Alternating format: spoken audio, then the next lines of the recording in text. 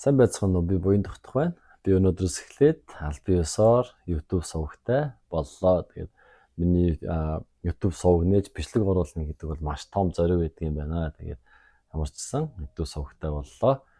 Миний YouTube сувагны гол зорилго нь юу гэхээр Солонгост анх удаа хөл тавьж байгаа залуучууд тулгамдаг асуудлуудыг хөндсөн бичлэгнүүдийг оруулах болно. Тэгээд миний хувьд бол хамгийн их Солонгост ирээд тулгамдсан асуудлын нэг бол мэдээж амьдрахад бол ажлын байр хамгийн чухал байсан. Тэгээд хамгийн түрүүнд тулгамддаг асуудлын нэг болох ажлын байрны талаар маш олон бичлэгнүүдийг оруулах болно гэж бодож байна. Тэгээд тухайн ажлын байрыг онол болон практиктэй тулгуурласан бичлэгнүүдийг оруулнаа. Тэгээд миний хэрвээ энэ оруулсан бичлэгнүүдийг хэрвээ та сурсан тохиолдолд та Солонгост ирээд ямар ч сан ажлын байрны асуудал байхгүй болно гэдэгт би бол итгэлтэй байна. Тэгээд маргаашнаас эхлээд юм уу дараагаас эхлээд би тухайн ажлын байрны талаар олон бусад бичлэгнүүдийг аль биесээр оруулах болно. Тэгээд хэрвээ миний таньдаг хүмүүсүүд Солонгост ирэх гэж байгаа бол миний энэ оруулах гэж байгаа бичлэгийг хэрвээ та сурсан тохиолдолд та